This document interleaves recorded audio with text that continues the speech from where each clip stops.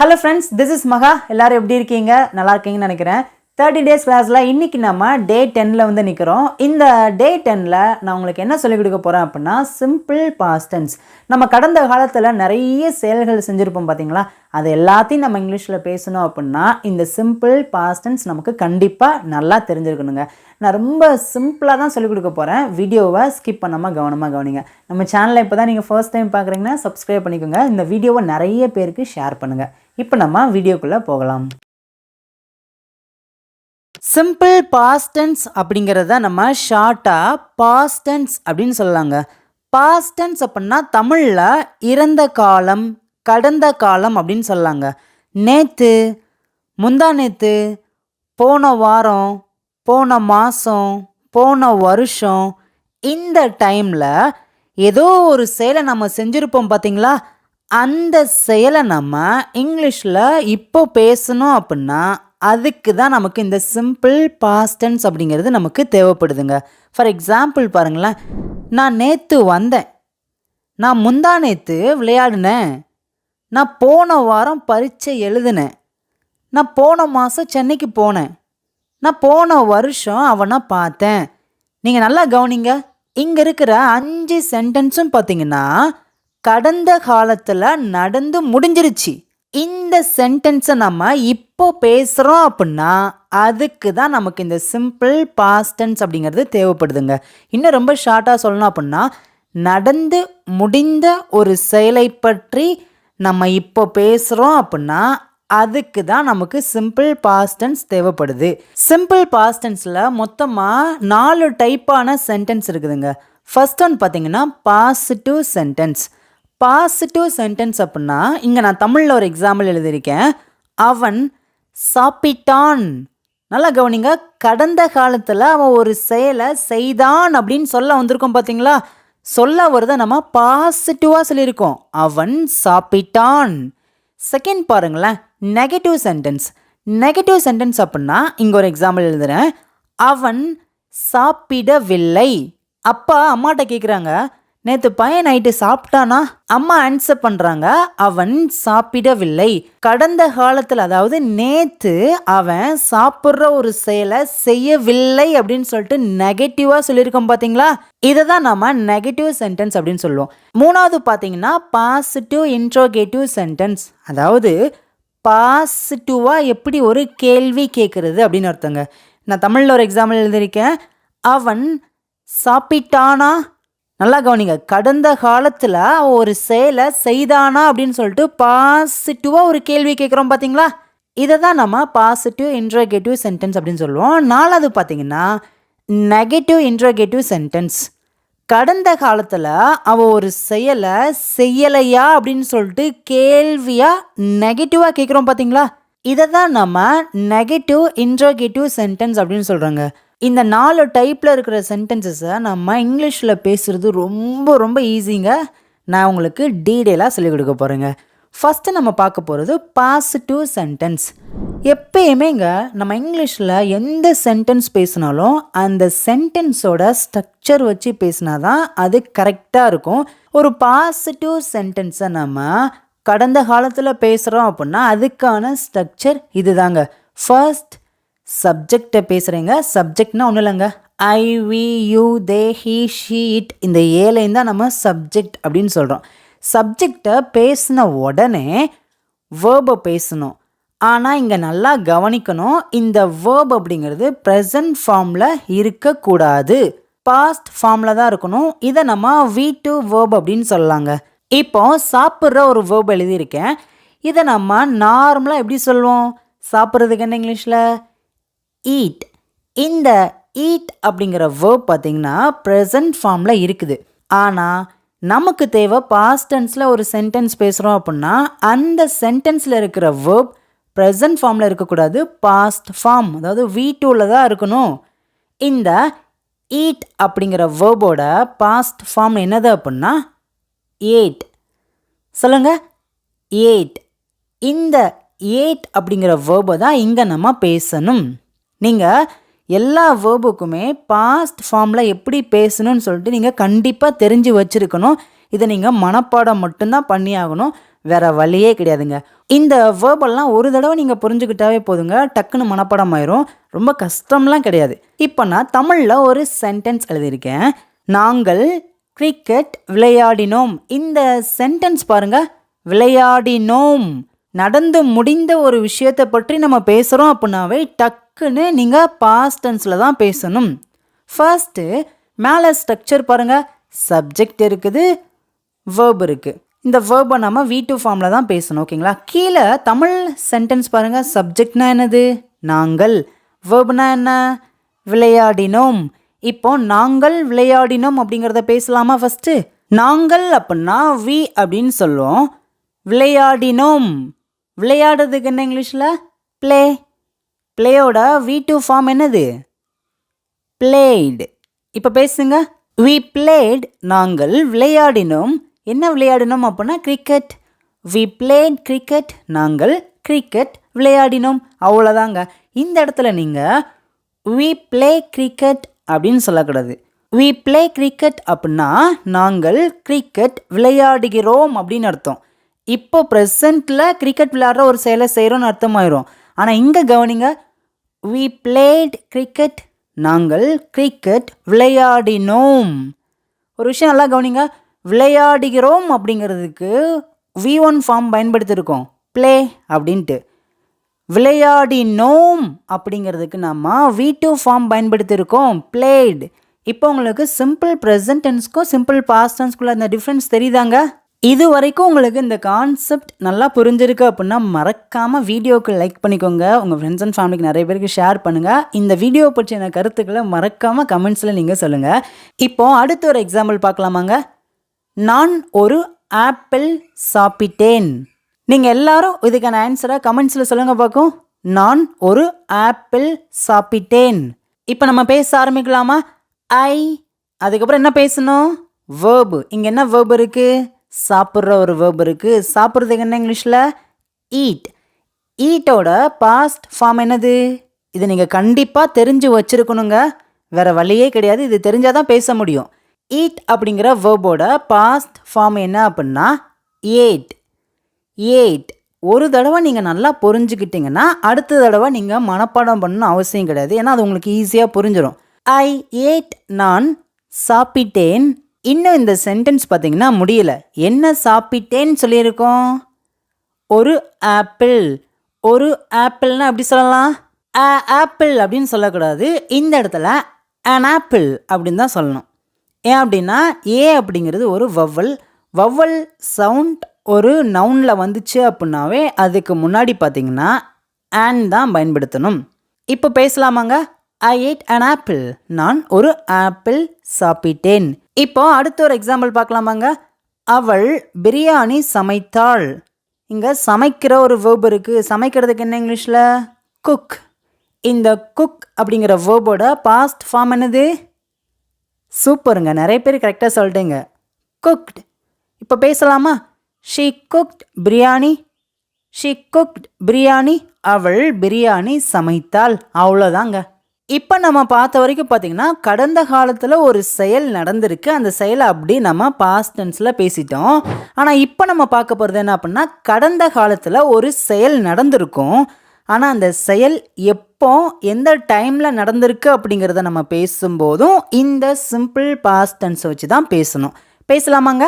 நான் நேற்று போனேன். நல்லா கவனிங்க, இந்த இடத்துல நேற்று அப்படிங்கிற ஒரு காலத்தை நம்ம மென்ஷன் பண்ணியிருக்கோம். அப்படின்னாவே பார்த்தீங்கன்னா அது பாஸ்ட் டென்ஸில் தான் பேசணும். பேசலாமா. நான் போனேன் அப்படிங்கிறத எப்படி பேசலாம், நான் அப்படின்னா ஐ, போகிறதுக்கு என்ன இங்கிலீஷில் கோ. இது பார்த்தீங்கன்னா ப்ரெசன்ட் ஃபார்மில் இருக்குது. நமக்கு தேவை கோவோட பாஸ்ட் ஃபார்ம் தான் தேவைப்படுது. கோவோட பாஸ்ட் ஃபார்ம் என்னது, சூப்பருங்க, நிறைய பேர் ஆன்சர் பண்ணிட்டீங்க, குட். வெண்ட் அப்படின்னு சொல்லுவோம். கோவோட பாஸ்ட் ஃபார்ம் வெண்ட். இப்போ பேசலாமா.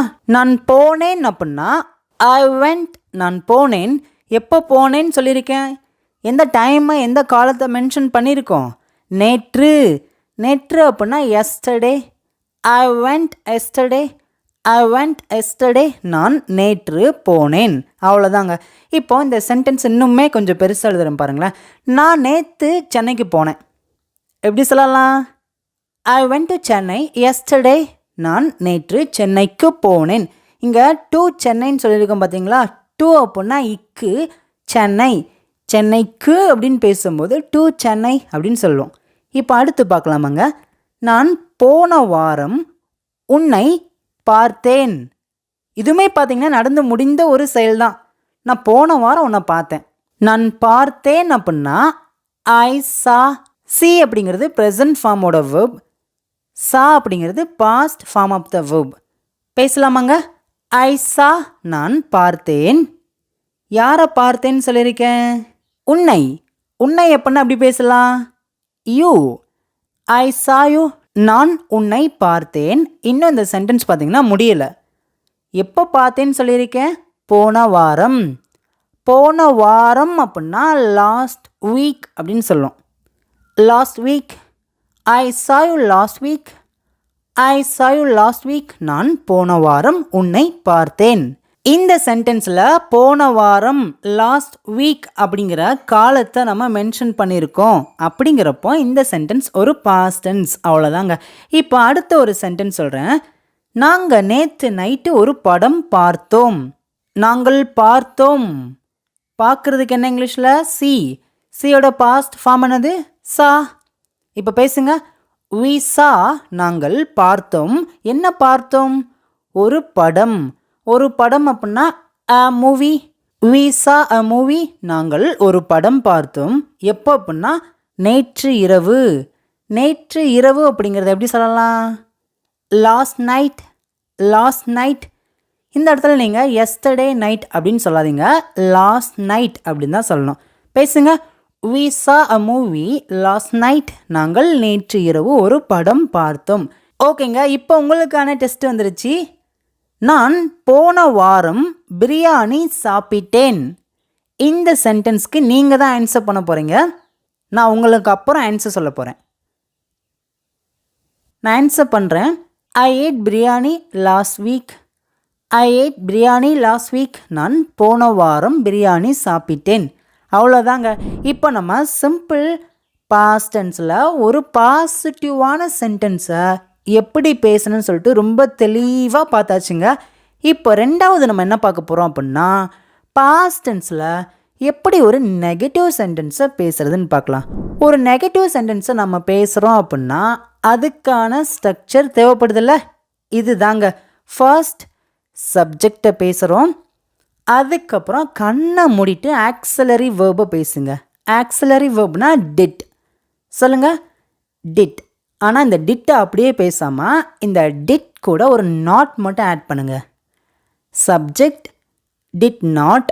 அதுக்கப்புறம் பார்த்தீங்கன்னா வேர்பை பேசணும். இங்கே நீங்கள் நல்லா கவனிக்கணுங்க.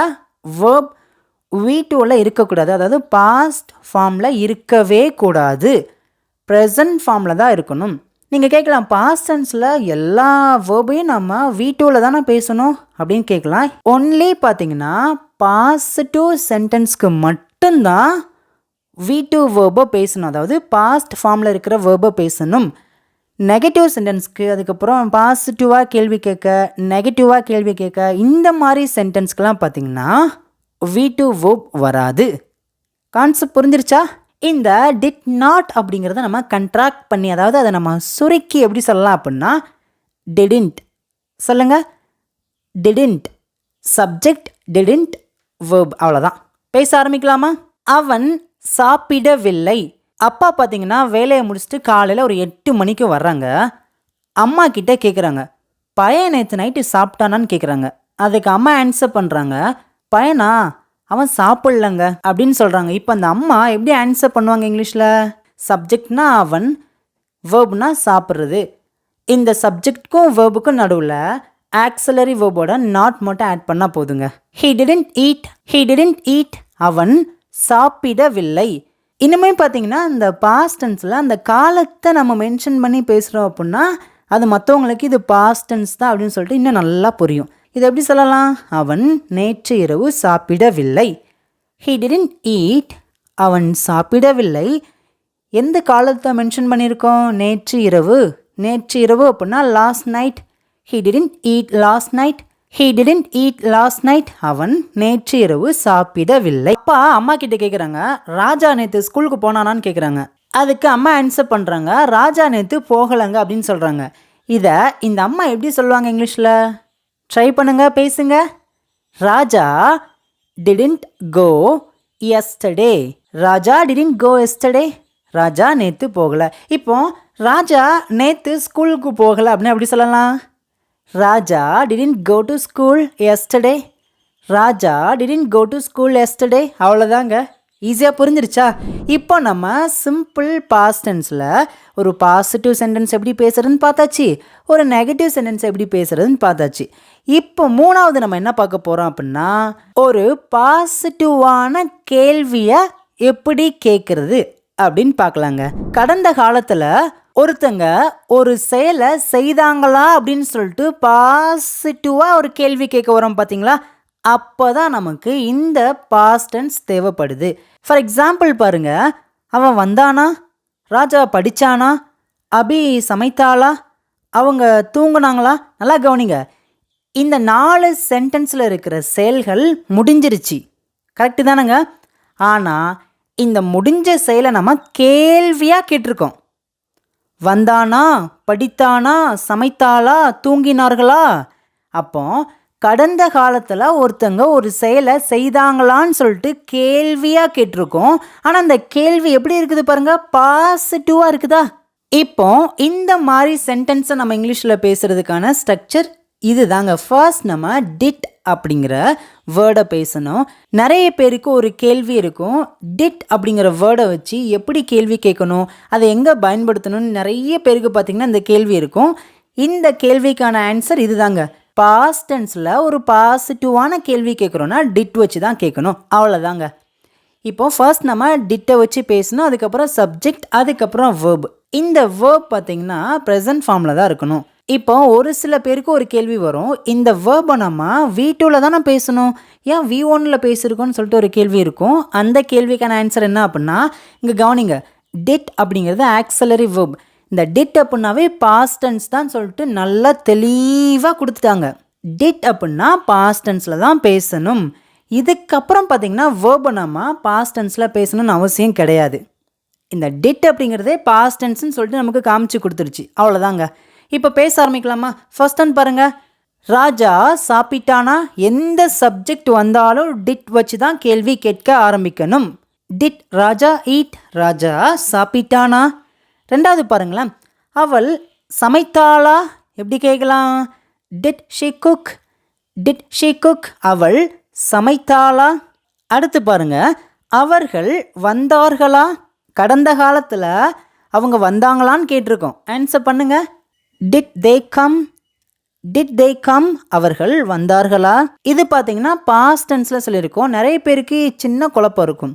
டூ தே கம் இப்படி சொல்லலாமான்னு கேட்பீங்க. இப்படி சொல்லக்கூடாது. டூ தே கம் அப்படின்னா அவர்கள் வருகிறார்களா அப்படின்னு அர்த்தம்.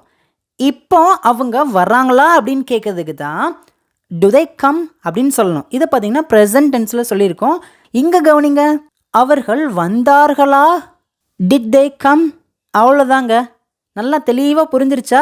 உங்களுக்கு புரியலை அப்படின்னா தயவு செய்து உங்களுடைய கருத்துக்களை கமெண்ட்ஸில் சொல்லுங்கள். நான் உங்களுக்கு ஆன்சர் பண்ண எப்பயுமே ரெடியாக இருக்கேன். நெக்ஸ்ட் ஒன் பாருங்களேன், நீ அவனை பார்த்தாயா. Did you see him. Did you see him. இப்போ உங்களுக்கான டெஸ்ட் வந்துருச்சுங்க. அவர்கள் நேற்று விளையாடினார்களா. பாசிட்டிவாக ஒரு கேள்வி கேட்டிருக்கோம்.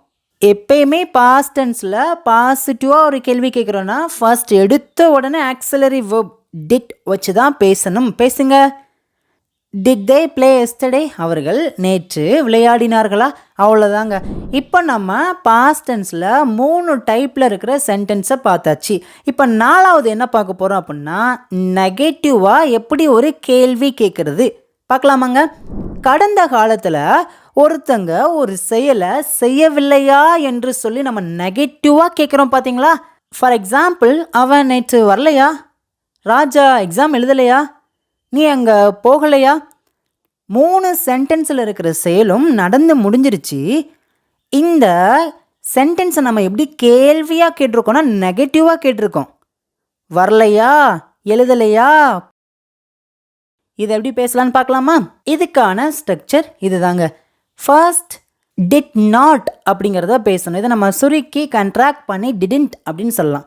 ஃபர்ஸ்ட் எடுத்தோடனே ஆக்சிலரி வெர்ப் கூட ஒரு நாட் மட்டும் ஆட் பண்ணி பேசணும். டிடன்ட், அதுக்கப்புறம் சப்ஜெக்ட், அதுக்கப்புறம் வெர்ப். இந்த வெர்ப் ப்ரெசன்ட் ஃபார்மில் தான் இருக்கணும். பேசுங்க. அவன் வரவில்லையா, didn't he come, didn't he come. Auxiliary verb கூட நம்ம நாட் ஆட் பண்ணி பேசிட்டோம், டிடன்ட். அதுக்கப்புறம் ஹீ அப்படிங்கிற சப்ஜெக்டை பேசிட்டோம், அதுக்கப்புறம் கம் அப்படிங்கிற வேர்பை பேசிட்டோம். அவ்வளோதான். மேலே ஸ்ட்ரக்சர் பாருங்கள், ரெண்டுமே சேமாக இருக்கும். டிடன்ட் ஹீ கம், அவன் வரவில்லையா. இப்போ அவன் நேற்று வரலைன்னா எப்படி சொல்லலாம்? Didn't he come yesterday, didn't he come yesterday. Next one பாருங்கள், நீ நேற்று சாப்பிடவில்லையா. எப்படி கேட்கலாம்? நீ நேற்று சாப்பிடலையா. ஆன்சர் பண்ணுங்க. டிடன்ட் யூ ஈட் எஸ்டர்டே, நீ நேற்று சாப்பிடலையா. இப்போ அவள் சமைக்கலையா, இதை எப்படி கேட்கலாம்? Didn't she cook, didn't she cook. அதாவது நேற்று அவள் சமைக்கலையான்னு நம்ம மென்ஷன் பண்ணி ஷார்ட்டாக கேட்டிருக்கோம், அவள் சமைக்கலையா அப்படின்ட்டு. இப்போ அவள் நேற்று சமைக்கலையானா அப்படி கேட்கலாம்? Didn't she cook yesterday, didn't she cook yesterday. அவ்வளோதாங்க, ரொம்ப சிம்பிள். இப்போ உங்களுக்கான டெஸ்ட் வந்துருச்சு. நீ நேற்று இரவு தூங்கவில்லையா. Didn't you sleep last night, didn't you sleep last night. நீ நேற்று இரவு தூங்கவில்லையா. லாஸ்ட் நைட் அப்படின்னா நேற்று இரவு அப்படின்னு அர்த்தம். ஓகே ஃப்ரெண்ட்ஸ், இப்போ ஃபைனலாக உங்களுக்கான டெஸ்ட் வந்துருச்சு. நீங்கள் தான் ஆன்சர் பண்ண போகிறீங்க. ஃபர்ஸ்ட் ஒன் பாருங்கள், நான் ஒரு கடிதம் எழுதினேன். இப்போ இந்த வாக்கியத்தில் எந்த வேர்ட் பாஸ்ட் டென்ஸ்னு சொல்லிட்டு நமக்கு காமிச்சு கொடுக்குது? சூப்பருங்க, எல்லோரும் கரெக்டாக ஆன்சர் பண்ணிட்டீங்க. எழுதினேன். இதை நம்ம பார்த்த உடனே இந்த சென்டென்ஸ் பாஸ்ட் டென்ஸில் தான் இருக்குதுன்னு சொல்லிட்டு நமக்கு அழகாக தெரிஞ்சிருச்சு. இப்போ இந்த சென்டென்ஸை இங்கிலீஷில் பேசுங்க. ஆன்சர் அப்படியே கமெண்ட்ஸில் வரிசையாக டைப் பண்ணிட்டே வாங்க. நான் ஒரு கடிதம் எழுதினேன்.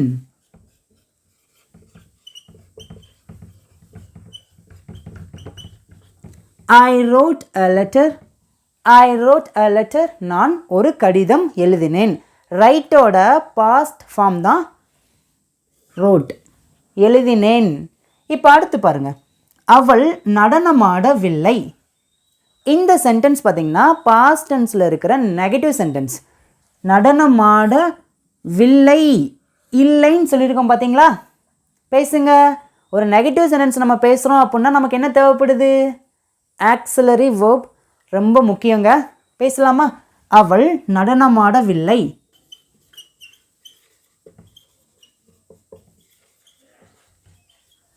She didn't dance, she didn't dance. அவள் நடனமாடவில்லை. இது ஒரு நெகட்டிவ் சென்டென்ஸ். இப்போ அடுத்து பாருங்க, அவர்கள் வந்தார்களா. இந்த சென்டென்ஸ் பார்த்தீங்கன்னா பாஸ்ட் டென்ஸில் இருக்கிற ஒரு பாசிட்டிவான கேள்வி கேட்குற சென்டென்ஸ். எப்படி கேட்கலாம்? டிட் அப்படிங்கிற ஆக்சிலரி வேர்ப் வச்சு தான் கேட்கணும். Did they come. இந்த டிட் அப்படிங்கிறத ஆக்சிலரி வேர்ப் அப்படின்னு சொல்லுவோம். தே அப்படிங்கிறத நம்ம சப்ஜெக்ட் அப்படின்னு சொல்லுவோம். கம் அப்படிங்கிறத வேர்ப் அப்படின்னு சொல்லுவோம். இப்போ நெக்ஸ்ட் டைம் பாருங்கள், அவர்கள் வரவில்லையா. ரொம்ப சிம்பிளுங்க. பாஸ்ட் டென்ஸில் நம்ம நெகட்டிவாக ஒரு கேள்வி கேட்குறோம் அப்படின்னா இந்த டிட் அப்படிங்கிற ஆக்சிலரி வேர்ப் கூட நம்ம நாட் மட்டும் ஃபர்ஸ்ட் ஆட் பண்ணி அதுக்கப்புறம் சப்ஜெக்ட் வேர்பை பேசினா போதும். பாருங்க, did not they come, did not they come. நம்ம இந்த டிட் நாட் அப்படிங்கிறத கண்ட்ராக்ட் பண்ணி didn't they come, didn't they come. அவர்கள் வரவில்லையா.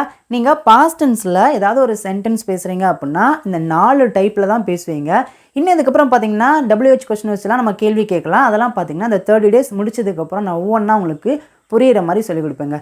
வீடியோ பிடிச்சிருக்காங்க, ஈஸியாக புரிஞ்சிருச்சா? ஓகே ஃப்ரெண்ட்ஸ், ஃபைனலாக இங்கே இருக்கிற 4 சென்டென்ஸ் உங்களுக்கான ஹோம்ஒர்க். ராஜா சாப்பிட்டான், ராஜா சாப்பிடவில்லை, ராஜா சாப்பிட்டானா, ராஜா சாப்பிடவில்லையா. 4 தமிழ் சென்டென்ஸ்க்கு இங்கிலீஷில் எப்படி பேசலாம்னு சொல்லிட்டு உங்களுடைய ஆன்சரை கமெண்ட்ஸில் சொல்லுங்கள். நாளைக்கு டே 11 நான் உங்களை பார்க்குறேன். தேங்க்யூ.